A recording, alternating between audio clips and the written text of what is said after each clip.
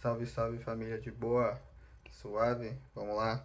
Quem cinéfilo aqui e como o Corinthians ganhou, tô me sentindo enérgico, tô me sentindo criativo, entendeu? É literalmente 1 da manhã de domingo e eu tô aqui gravando vídeo. Parabéns pra vocês, parabéns pra mim, parabéns pra todo mundo. Vamos lá? Então hoje a gente vai falar da segunda parte de Só Vilão Aqui Não Tem Herói. É uma saga Descendentes. Como no último vídeo a gente tinha falado do primeiro filme, agora a gente vai ver o segundo, que conta com mais 3 músicas do álbum do Kian, Sabe Lá Aqui Não Tem Herói, que foi lançado no ano passado, 2024. Beleza? Pra quem nunca assistiu a saga Descendentes, eu gostaria de dizer aqui que é um filme pra criança, gente, tá? Pelo amor de Deus. Ele é um filme assim pra crianças, infanto-juvenil e tal. Ele não é um filme tipo assim, uau, quebrou expectativas, quebrou o tabu. Lembrando que ele é um filme da Disney, né? E é da Disney Channel, que é tipo, tem menos budget ainda. Então, assim, o filme não é muito profundo, ele consegue até ser bem raso, ele consegue ser até, tipo, como eu posso dizer? Hum, ridículo em alguns pontos. Mas ele é bom, eu recomendo assistir, tá? Ele é muito bom. E com o álbum do que ele consegue ter uma profundidade ainda melhor, né? Ainda maior. Tipo, ele consegue ser muito mais amplo. Ele também tem uma saga de livros, mas eu não li os livros, gente. Eu não tenho essa paciência toda. É, então vamos pro vídeo logo, né? Esse vídeo ele tem 3 partes também, como o último, e ele vai contar com 3 músicas para cada parte. Construa seus sonhos, Trap de Maloca e Coringa do Baralho, tá? Então, vamos lá. Construa seus sonhos, ele começa. Ele não começa com esse trecho, se não me engano. Eu acho que ele é um trecho da metade. Mas, como o meu script começa assim, vamos começar pela música em si. Que é a brincadeira é ver os vídeos de 5 anos atrás e imaginar os 5 que vai vir depois. Tipo, como contar pra esse menor que daqui a 5 anos ele vai ser um de nós. Vai andar de carro, também de moto, só nave, de 5 a 10 palito. Vai contar gol de cara e roncar de patrocínio. Essa é Construa Seus Sonhos, do Kian, tá? E assim como o Kian, a referencia em suas letras, né? Os VKs, eles vão se tornando bem famosos, né? Tipo, você vê no final do primeiro filme, eles vão se tornando figuras públicas, tudo aquilo que aconteceu na frente de todas as câmeras possíveis, né? Então eles vão conquistando espaços que antes eram o X a princesa deles, eles também vão recebendo a aclamação do público, né? Assim como os MCs que estouraram na cena do funk, do rap e do trap, têm todas as suas vidas mudadas do dia pra noite. A mesma coisa acontece com os VKs. A gente tem que lembrar disso. Aí, pra quem não assistiu o primeiro vídeo, VKs são Villain Kids, ou Filhos de Vilões, do português, beleza? E eu vou ficar chamando eles de VKs porque eu acho mais simples, mais tranquilo. Porque eles são 4, né, gente? Pelo amor de Deus, sinceramente. É, e aí ficar chamando os 4 de Filhos de Vilões o tempo todo, às vezes cansa. Então, VKs. A, a mudança pode causar diversos problemas na cabeça de uma pessoa. Então, assim, uma mudança muito drástica, muito rápida, ela causa diferentes problemas e você às vezes não sabe nem lidar com isso, né? Tipo, ela pode causar síndrome de impostor, mudança de personalidade, renegar a própria raiz, entre outros, né? A gente vê vários MCs que passam por essa situação e a gente vê vários personagens que passam por isso também nas telas, né? Todas essas situações psicológicas são vividas pela Mal, que além de não estar preparada para essa virada, também não consegue acompanhá-la. Então, vamos lá, chegar na sala do tesouro pode ser incrível, mas a tensão que se traz é muito grande, tanto para o tesouro, quanto para os amigos, quanto para os desconhecidos e até para os inimigos, tá? Então, isso atrai a atenção de todo mundo, praticamente, quando você chega no ponto de destaque, quando você chega no topo, basicamente. Né? Todo esse turbilhão de emoções e falta de acompanhamento psicológico, obviamente, né, galera? Não tem o que fazer. Faz com que a Mal queira recomeçar. Tipo, recomeçar no geral, né? Tipo, ela quer voltar pra onde tudo aconteceu, né? Pra onde tudo começou. Porque ela sente que ela se perdeu no meio desse caminho, né? Então ela quer voltar pra Ilha dos Perdidos. Curiosamente. Então, assim, tudo isso vira uma grande erupção, assim, que a gente vai vendo nos primeiros episódios, que ela não consegue segurar, né? Tem um momento ali que, tipo, ela tá falando, e nananã, e aí, tipo, ela fica com a cabeça tão cheia, mas tão cheia, que ela vai explodir, tipo, o olho dela começa a brilhar, a amiga dela fica tipo, pô, você tá bem? Ela, tô ótimo, tô maravilhosa. Então, assim, você vê que ela não tá conseguindo segurar a pressão, né? Talvez essa perspectiva psicológica é, faça com que ela acredite que ela precisa recriar essas memórias, né? E faça com que ela queira reencontrar essas memórias, né? Talvez por uma crise nostálgica. Então, assim, ela quer voltar para o tempo em que ela achava que tudo era mais simples. E é uma coisa que ela realmente fala no filme, né? Ela fala assim, Ivy, você não tem saudade de quando as coisas eram mais tranquilas, mais fáceis? Tipo, sei lá, você só roubava o doce de uma criança e deixava ela chorando e, tipo, tava tudo bem? E aí a Ivy fala, tipo, pô, não, tô tranquilo aqui.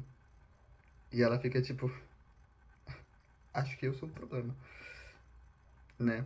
Então aí ela tem uma crise nostálgica acometida por esses tempos mais simples aí, né? Talvez em choque da mudança, né? E a falta de acompanhamento psicológico. E aí ela fica relembrando esses velhos hábitos e começa a frequentar os lugares que ela ia no começo. E aqui a gente tem um grande problema, porque a gente tem a discussão do Ben e da Mal sobre o quesito de feitiços, que é o estopim para ela querer voltar para a ilha, tá? Então, esse momento que ela volta pra ilha, ela bate o pé e ela tem a certeza convicta dentro da cabeça dela que ela não consegue mudar. Que ela não consegue ser nada além do que ela já é. O que é uma verdade. Porém, a gente tem que lembrar, né, que, tipo assim, toda mudança traz desconforto. E desconforto é completamente aceitável. É completamente comum e normal para todas as situações, todas as pessoas. Né? O desconforto faz com que a mudança aconteça, mas a mudança é dolorosa mesmo. E faz com que você queira voltar atrás muitos momentos, né? E aí aqui a gente vê que ela não conseguiu aguentar a pressão dessa mudança em si. Ah, a gente tem Trap de Maloca, que é a segunda parte. Então a gente tem aqui de um lado a história da Mal, e aqui a gente tem uma outra equipe que se forma, é, que eu acho que faz muito sentido quando a gente coloca aqui Trap de Maloca. Então, a gente tem um trecho de Trap de Maloca que diz assim: saí do gueto e o gueto não saiu de mim. Em um ambiente branco eu fico mais preto sim. Saí do gueto e o gueto não saiu de mim. Em um ambiente branco eu fico mais preto sim. O que o Matuei e o Kian tem em comum? Fuma maconha e conta dinheiro. Em breve o Kian assina o 33 e já o Matuei sofre preconceito. Aí tá a grande diferença de um ser branco e o outro ser preto. Aí tá a grande diferença do que você representa e o que eu represento. É, E esse trecho, sair do gueto e o gueto não sair de mim, ele tem uma frase muito similar a uma das personagens do filme, que é a Dizzy, né? Ela ainda está na ilha, ela é uma grande amiga da Eve e ela é reencontrada pela Mal quando a Mal volta para a Ilha dos Perdidos. Tanto que a Mal fala, olha, mudaram meu cabelo, nananã, tô loira, cara, eu quero voltar às minhas origens, quero voltar ao roxo, quero um negócio mais da hora, mais simples. E aí a Disney fala, pô, você pode tirar uma garota da ilha, mas a ilha nunca aceita a garota. Ou uma garota pode sair da ilha, mas a ilha nunca aceita a garota, né? Uma coisa mais ou menos assim. E essas citações elas se relacionam de uma forma tão orgânica como se elas falassem literalmente a mesma coisa. A gente está falando de pessoas periféricas, falando que quando elas saem de lugares periféricos, elas continuam se sentindo periféricas. Elas continuam se sentindo parte daquele lugar que elas não estão mais ocupando, como uma extensão daquele lugar em si, sabe? E é muito louco. Aí o que explica que apesar de ocuparmos lugares comumente frequentados por pessoas brancas, de suas raízes, seus jeitos, né, de ser, se destacam mais do que o normal, por causa de um halo, literalmente um halo, causado, causando interesse e inveja, né, tal qual as experiências vividas pela Mal em Auradon. Então, assim, você cria uma aura, né, você cria um halo, você cria toda essa energia que se destaca em qualquer lugar, porque você é diferente, você tem costumes diferentes, né? Então, o cara preto que saiu da favela e ficou rico, quando ele for jantar num, como eu posso dizer, num restaurante que um bilionário também está jantando, ele vai se destacar muito facilmente de todo mundo por causa dos seus hábitos, porque ele não, tipo, ele não cresceu aquilo, ele não viveu com aquilo. E isso não é um problema. Na verdade, isso é uma marca só, de que ele não pertenceu àquilo e tá tudo bem. Mas isso também é uma marca de extensão do lugar de onde ele veio, né? Que dentro do capitalismo a gente sabe que isso é uma coisa muito forte e é uma coisa que sempre pesa bastante, né? Onde você veio, qual berço você veio, qual nome que você tem e por aí vai. Né? Então, depois que a Mal retorna para a ilha, ela precisa reconquistar o território que ela fez, né? Que ela perdeu, na verdade, que ela fez ao longo dos anos, mas ela perdeu quando ela foi para Auradon, e refazer as alianças, né? Mas, ainda assim, mesmo na ilha, ela consegue se destacar como um só. Porque é óbvio, né? Ela tava namorando o príncipe, futuro rei não, rei, atual rei já, de Auradon, então assim, né?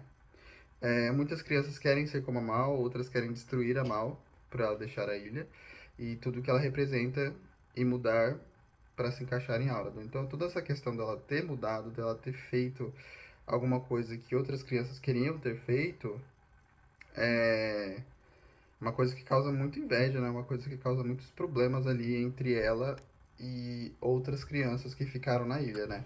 Uma delas é uma, que é a rival da Mal desde a infância, que está cega pelo seu ódio e ela sempre tenta procurar alguma coisa para destruir a Mal. Então a gente fica sabendo por esse segundo filme que tem um histórico ali de coisas que a Mal e a Uma fizeram uma para outra, né? Diversas experiências, mas as duas sabem que elas são extremamente poderosas, considerando que a Uma é filha da Úrsula e a Mal filha da Malévola, né?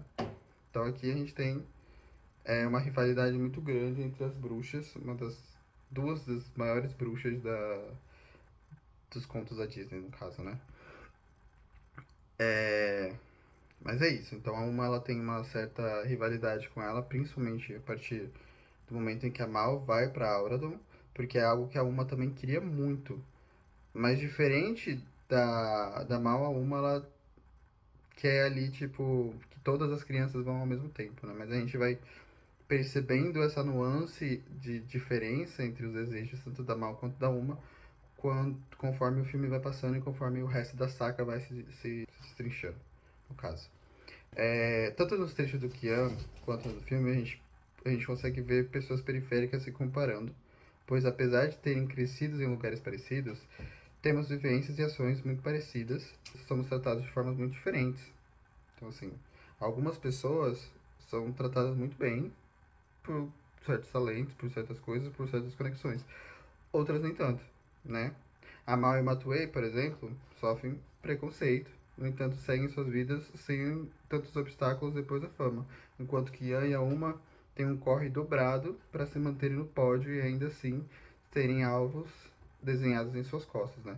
Então, aqui a gente não tem só uma questão de tipo, ah, como eu posso explicar isso? Não só uma questão de tipo dessas pessoas representarem pessoas diferentes, né? Terem representações diferentes, fazerem coisas diferentes quando se trata da sua vida periférica, como também a gente tem os lugares onde essas pessoas estão, né? Então a Uma, ela ainda está na Ilha dos Perdidos. Ela ainda é uma figura ali dentro da Ilha dos Perdidos, né? Perdão, minha gata tá destruindo meu quarto. Mas então, ela ainda é uma figura dentro da Ilha dos Perdidos, né? E ela tá sempre tentando fazer de tudo para conseguir não só sair dali, como destruir a barreira. Porque é um motivo que todo mundo quer destruir essa barreira a todo custo. Enquanto a Mal, ela sofre preconceito sim, ela está do lado de fora da Ilha dos Perdidos, porém ela sofre muito preconceito por parte das pessoas que estão em Auradon, que não aceitam ela e o lugar da onde ela veio. Porém, ela continua ali, entendeu? Um não desmerece o outro, tá? Eles são só caminhos diferentes para o mesmo lugar. Mas, como cada caminho, todos têm obstáculo, né? Tem obstáculo do lado direito, tem obstáculo do lado esquerdo. Tanto faz o caminho que você vai escolher, ele vai ter obstáculo, tá? Se ele vai ser dobrado ou não, aí vai ser uma questão de escolha, tá bom? Vamos lá. De novo, como eu falei, o plot desse filme ele não é muito diferente do primeiro. a motivação é quase que um refresco do anterior. A uma quer quebrar barreira, assim como a Malévola, mas a sua motivação principal é a liberdade de todos os VQs, não é só dela. Então ela não quer que ela seja livre, ela não quer que os pais dela sejam livres, ela não tá pensando nos outros vilões, ela não tá pensando na mãe dela, ela não tá pensando na galera que são de fato os grandes vilões de Auradon, de fato os grandes vilões da Disney. Ela tá pensando nas crianças, né? E ela se sente quase como uma irmã mais velha para todas essas crianças, por mais que de uma maneira distorcida e quase tóxica, né? E ela ainda acredita assim que todos os VQs não precisam pagar pelos pecados dos seus pais, porque não foram eles que cometeram, né? Mas para que a liberdade seja conquistada, uma precisa fazer alguma coisa muito drástica, né? Então assim, aqui eu vou ter que explicar um pouco do plot. A Mal ela foi pra ilha, né? Então, quando a Mal vai pra ilha, a gente tem toda uma força-tarefa pra todo mundo ir correr atrás dela. Óbvio. Porque, de novo, é um filme da Disney, é um filme de crianças, né? Então, a gente tem que ensinar bem aqui as crianças que tem um problema, a gente precisa conversar. E aí, aqui eu acho que é o momento mais burro do filme inteiro. Peço até perdão, tô aqui defendendo esse filme? Tô. Mas esse é o momento mais burro do filme inteiro. Por quê? Porque a gente sabe que o rei, o antigo rei antes do Ben, é a fera. E a fera tem um brasão gigantesco com o rosto dela, né? Dourado, inclusive. E aí esse querido rei Ben decide ir para a Ilha dos Perdidos, que é um lugar que odeia a família real, com esse brasão nas costas. Como se isso fosse uma grande ideia, como se ele estivesse fazendo um grande mousse, sabe? E isso não faz muito sentido. Ele vai com um brasão no peito, como esse daqui, e um nas costas, gigantesco. E ele ainda não quer ser reconhecido como o rei. Eu achei uma péssima ideia de figurino. Claro que era óbvio que era provavelmente pra vender boneco e nananã, mas assim, pô, vamos mudar, vamos fazer um negócio mais interessante. Podia ter feito, não fizeram, mas enfim. Ele foi pra ilha, obviamente reconheceram ele. E aí a uma foi lá e sequestrou o cara. Porque assim, era óbvio que ia acontecer, gente. Não tinha o que fazer. O cara me vai com um negócio desses, pô, mano. Sacanagem. É isso. Então ele é sequestrado. Ah, e os VKs precisam convencer a Mal a ajudar porque o Ben está em apuros.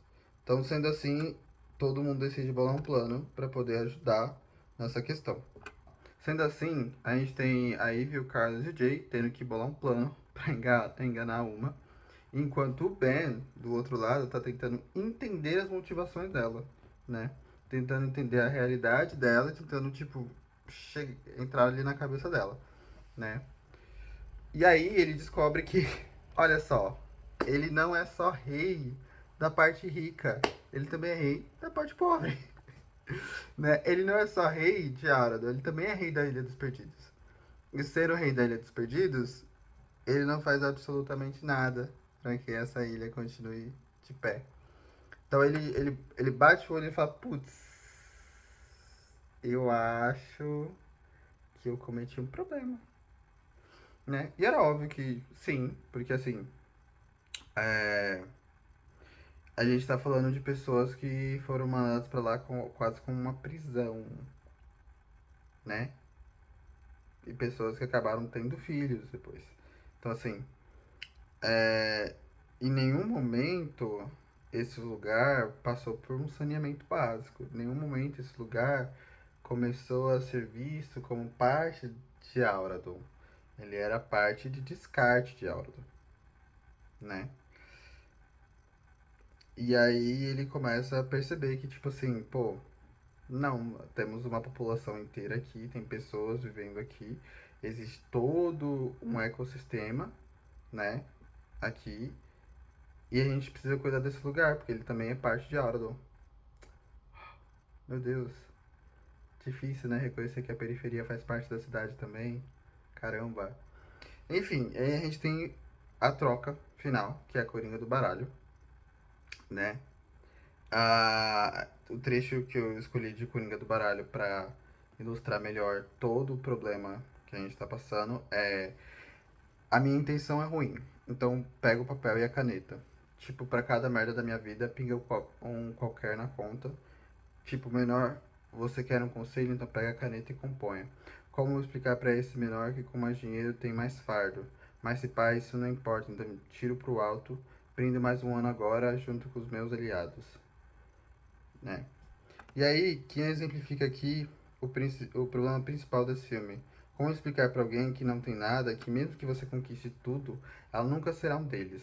Como explicar que ela será tratada da mesma forma no fim do dia?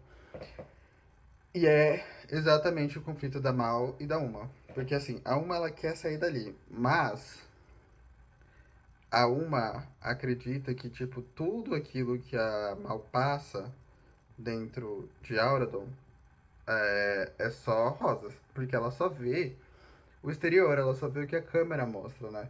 Ela não vê o que ela estava passando de fato, sendo que a Mal estava tendo uma grandes crises ali, tendo problemas com identidade, problemas com síndrome de impostor e tudo mais. Então ela estava literalmente enlouquecendo dentro disso, fora o preconceito que ela estava passando por tudo aquilo, né? Enquanto a Uma deseja passar por tudo isso. Deseja estar ali porque ela acha que ela vai se encaixar de fato. Que não é uma verdade, né? Porque a gente sabe que depois que a gente sai da periferia, a gente acaba ainda sendo alvo de muita violência por aí. Salvo que a gente tem ali todo um projeto de lei sendo criado por causa do pai do Oruan, e o Oruan, que eu realmente, né, assim, muito complicada essa situação.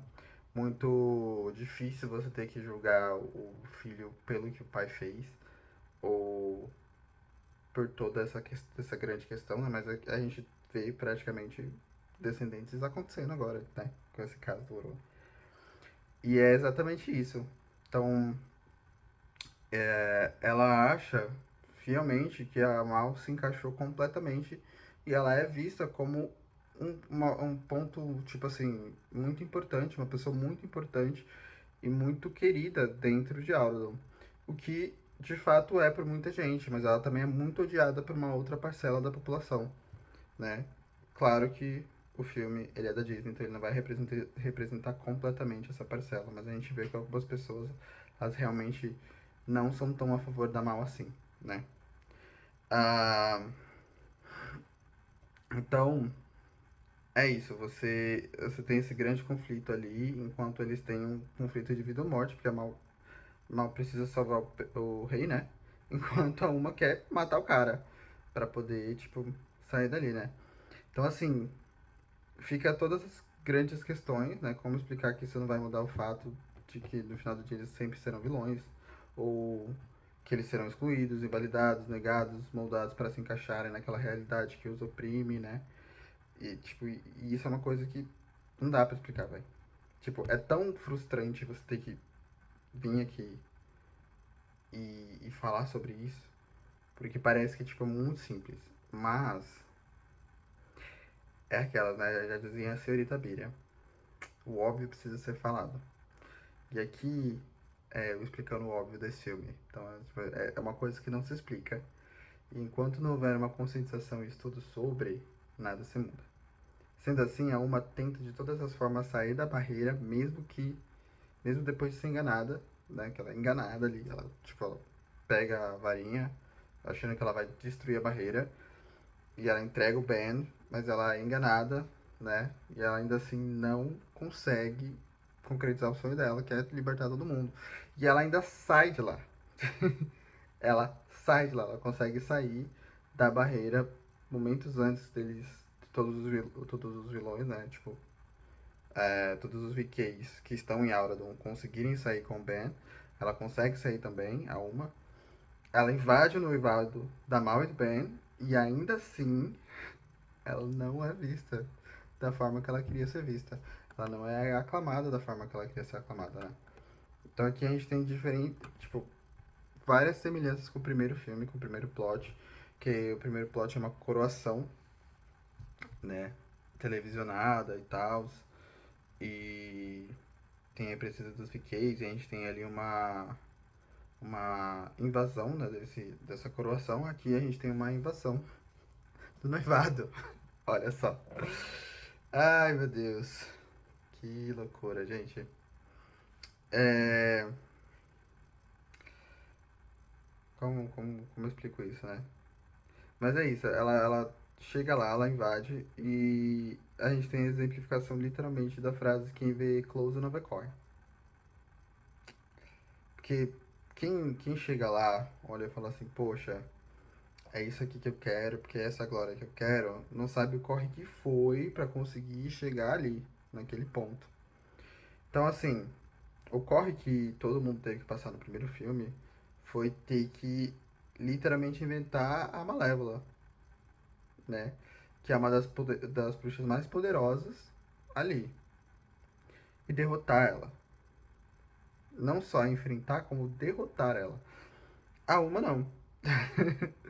A Uma, ela já era uma pessoa assim, tipo, completamente problemática, claro, porque ela precisava de aceitação e tudo mais. Com um sonho muito bonito, inclusive. Mas assim, ela não passou por nada, ela simplesmente invadiu o casamento e ninguém sabe quem ela é. Tipo, que aclamação você quer, meu amor? Como assim? Né? Muito complicado. E ela ainda usa do livro de feitiços que a Mal usou durante o filme inteiro, praticamente, para poder fazer com que o Ben se apaixone por ela. Entendeu? Como se isso fosse mudar alguma coisa. E assim, isso só torna a situação cada vez mais hostil para ela, porque por mais que assim a galera realmente compre a ideia de que eles estão apaixonados, todo mundo recebe um choque tão grande porque era um noivado da Mal com o Ben que ninguém aceita ela muito bem naquele local, não. Todo mundo acha extremamente estranho e acha, tipo, extremamente bizarro a maneira como ela fez aquilo, como ela apareceu ali, né? Mas, assim como a Mal, a Uma também ficou extremamente conhecida em Auradon, só que a fama dela ficou negativa, obviamente, por causa de todo esse rolê, né? Ela é procurada, ela é rejeitada pelo país, ainda como alguns artistas periféricos são excluídos de shows, festivais, casas de shows, diversos outros lugares, né? Além de serem constantemente parados pela polícia e acusados por diversos crimes em São Paulo. Então, aqui a gente tem também um paralelo emblemático como o Emicida. Se não me engano, uma das músicas do Emicida, eu não vou lembrar qual agora, ela começa com trechos de noticiários falando que o Emicida foi preso, acho que antes de um show, momentos antes de um show dele começar. Que é a exemplificação disso daqui.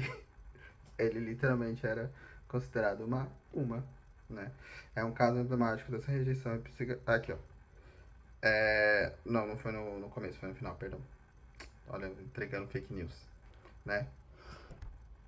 Mas enfim, ele é uma pessoa, tipo, a gente tá falando do Emicida, gente, não é uma pessoa qualquer, tipo, não é tipo, nossa, um rapper X que começou ontem, não, é um Emicida.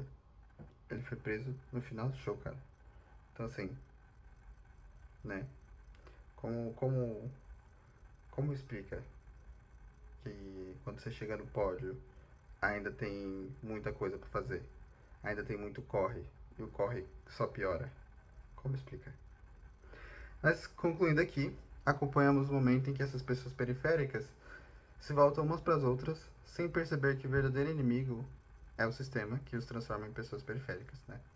Assim como o longo anterior, esse também tem um orçamento de uma coxinha fria, um copo d'água quente, inclusive, um copo d'água bem quente, e R$ 2, mas ainda assim consegue aprofundar as críticas, né? Tipo, da maneira que consegue, sobre o mundo que nos cerca, algo que para a época do lançamento é extremamente revolucionário para uma produção da Disney, né? E ter protagonista e antagonistas compostos pelo mesmo tipo de pessoa. Só é vilões, né? A Jornada dos Filhos de Vilões ainda tem mais uma parte, na verdade tem duas partes ainda. Uma delas eu acho que é considerada spin-off, mas eu considero duas partes. Que ainda vão se unir ainda mais como família, né? E eles vão ser lembrados como um grande sonho que a ilha teve. Então eu espero que vocês tenham gostado. né? Mas eu gostaria de deixar aqui bem frisado que é muito importante vocês lembrarem que, assim, a gente tá falando de vilões, né? Então, o primeiro filme a gente tava falando dos vilões combatendo os pais vilões, né? O problema ali era filho versus pai, então era um problema mais geracional. Esse segundo aqui, ele é entre a própria geração, né? Então ele é um problema ali de tipo o vilão que saiu da periferia e o vilão que ainda está na periferia. Então ele é esse grande conflito aqui. Eu acredito que a gente pode também traçar alguns paralelos aqui entre Martin Luther King, no caso, a Mal sendo considerada Martin Luther King, enquanto a Uma é considerada o Michael X. Porém, talvez isso seja um pouco forçação de barra, não tenho certeza. Porque por mais que a Uma seja tipo mais decisiva e ela queira tipo fazer milhões de coisas, eu não e ela tem até tipo ali uns pensamentos meio questionáveis de como lidar com as situações. Eu não acho que ela seja tão violenta assim quanto a grande galera fala que o Malcolm X era, né? Eu também não conheci o cara, então assim. Mas eu acho que se você fechar os olhinhos assim um pouquinho, você consegue ver um paralelo entre os dois ali, né? Não sei se era planejado, mas eu consegui pensar nessa possibilidade aí. O terceiro filme, ele é um dos meus favoritos. Ele é o meu favorito de fato, né? Dos três, da primeira trilogia, então é 3, 2, 1, a ordem. E eu espero que vocês gostem, em breve eu estarei fazendo. E ele tem um plot twist muito bom. Tem um plot twist muito bom. Então, assim, pra quem não assistiu o filme, corre pra assistir antes de eu lançar o vídeo. Que vai, não sei se vai ser tão rápido, mas assim, corre pra assistir que eu acho que vocês vão gostar do plot twist. Depois vocês vêm e voltam pra cá pra ver o meu vídeo, que vai ficar muito da hora. É isso. Beijo no coração de vocês. É nóis.